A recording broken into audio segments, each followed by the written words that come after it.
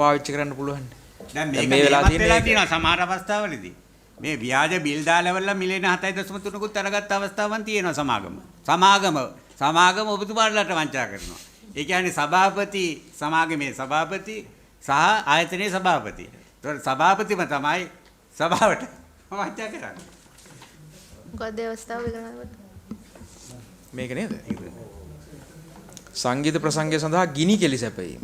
Banner poster cutout සපයා ගැනීම සඳහා ජාතික තරුණ සේවා සභාව යටතේම පිහිටවන ලද ශ්‍රී ලංකා යූත් සර්විසස් පුද්ගල සමාගම හරහා සැපයුම් සේවාවන් ලබා ගැනීමට කටයුතු කර තිබුණි. එසේ වූද එහිදී ශ්‍රී ලංකා යූත් සර්විසස් පුද්ගල සමාගම තමන් බාහිර පාර්ශවයන්ගෙන් ඇනුම් නොකළ හා සපයා නොගත් ප්‍රමාණයන් ජාතික තරුණ සේවා සභාව මගින් සංවිධානය කරන සංගීත ප්‍රසංග හා ප්‍රදර්ශන සඳහා සැපයූ බව සාවද්ද ඉන්වොයිස් පිළියෙල කරමින් සභාවෙන් වැඩිපුර රුපියල්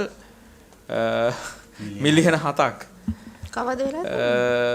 අර ස්මාර්ට් යූත් ප්‍රතිපූර්ණ කරගෙන තිබුණි. ඒතකොට මේක අදාළ වෙන්නේ කවුද ඉන්වොයිස් එකට ගෙවුවේ දැන් මෙතන? Smart youth. ඔව්. කොහෙද? ස්මාර්ට් යූත් ප්‍රදර්ශන සංගීත ප්‍රසංගය එක්සිබිෂන් ඇන්ඩ් නයිට්.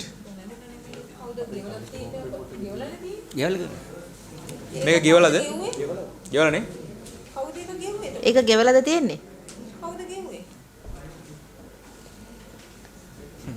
දැන් ගෙවුවේ කෙනෙකුත් නැද්ද? දැන් මේ ගෙවීම් සම්බන්ධව වගකීම තියෙන්නේ කාටද?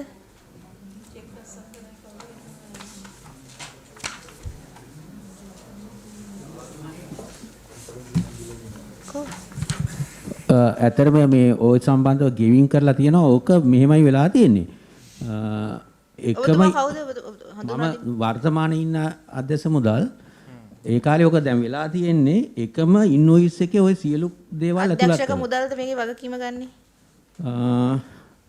මෙහෙමයි ඒ වෙනකොට වවුචර් එක ඇවිල්ලා තියෙනවා එක ඉන්වොයිස් එකක්. නෑ මම අහන ප්‍රශ්න උත්තර මේකේ දෙකද නෙවෙයි. මේකේ වගකීම තියෙන්නේ අධ්‍යක්ෂක මුදල්ටද? මේකේ වගකීම තියෙනවා අධ්‍යක්ෂ මුදල්ට විතරක් නෙමෙයි මේ වවුචර් එකේ දාන මුල් අවස්ථාවේ ඉඳන් ඒ සියලු කාර්ය මණ්ඩලයට ඒ වගකීම තියෙනවා. මොකද ටෙන්ඩර් එකේ අපි අවෝඩ් කරපු පේමන්ට් එක අනුමත කරන්නේ ඒකේ අපේ අධිකාරී බල සීමා තුළ මේ විවිධ කියන්නේ අධ්‍යක්ෂවරුන් ඉන්නවා සභාපතිතුමාට යනවා ඒ විදිහට තමයි යන්නේ. දැන් මෙතන මම මේ ප්‍රශ්නේ අහන්නේ මේකයි අධ්‍යක්ෂක මුදල් කියලා දැන් එක දවසකුත් මෙතන මහත්මයෙක් කතා කළානේ. ඔව්. ඒ මහත්මයා ඉන්නවද මෙතන? ඒ මහත්මයාද මේ ඔබතුමා උත්තර දෙන්න එපයි. දැන් එතුමා නේද මේක අනුමත කරේ? ඔබතුමා කාලේද? ඔබතුමා දැන් අදත් හැංගිලා ඉන්නවනේ. නෑ මම හැංගිලා හිටියේ නෑ. මේ ඒක අනුමත කරලා තියෙන්නේ මම නෙමෙයි. ඒක අනුමත කරලා ඇත්තේ අදාළ අංශයේ අධ්‍යක්ෂකවරයා. එතකොට මේකේ ප්‍රොකියුමන්ට් එක මුදල් ගෙවීම කවුද සාතික කරේ? ගෙවීම සාතික කරේ කවුද? ඒක වවුචරේ සාතික කරේ කවුද? ඒකේ මුල් නිලධාරී සාතික කරලා ඇති. කවුද? මූල්‍ය නිලධාරීන්. ඔව්. ඒක වගකීම එන්නේ ප්‍රොකියුමන්ට් එකෙන් අපිට ගෙවන්න එනකොට එන්නේ ප්‍රොකියුමන්ට් කරලා ඔක්කොම ඉවර වෙලා මේ වැඩේ හරියට සිද්ධ වුණා කියලා තමයි වවුචරේට අමුණ ලැබන්නේ. ඒතර ඊට පස්සේ තමයි අපි ගෙවන්න කටයුතු කරන්නේ වියදම සහතික කරලා චෙක් ලියන්නේ. ඒක තමයි දැන් මේ සහතික එක්ක දෙක ඇවිල්ලා තියෙන්නේ. ඔව් අපිට ඕනේ ඩොකියුමන්ට්ස් ටික අපිට අවිල්ලා තියෙන ඒ වෙලාව වෙනකොට. නෑ ඔයාට ඕනේ ඩොකියුමන්ට්ස් ආවට හරියන්නේ නෑ. දැන් ඔබතුමාට වගකීමත් FR එක කියවලා තියෙනව නේද? ඔව් ඔව්. ඔබතුමා ඝනකාර්යකාරී සේවයේනේ. ඔව්. ඔව්. ඒතකොට FR එක කියවලා තියෙනවනේ. ඒතකොට ගෙවීම සාතික කරන නිලධාරියාගේ වගකීම මොකක්ද කියලා මතක් කරගන්නකෝ. නේද? ඔය උඩින් මොන නිර්දේශය කරත් අවසානයේ ගෙවීම සාතික කරන නිලධාරියා සියලුම දේවල් පරීක්ෂා කරලා තහවුරු කරගන්න ඕනි. මේ ගෙවීම සාධාරණයි කියලා. ඒව නේද? ඔව්. ඔව්. ඒතොර මේ කොහොමද මේ ගෙවීම උනේ?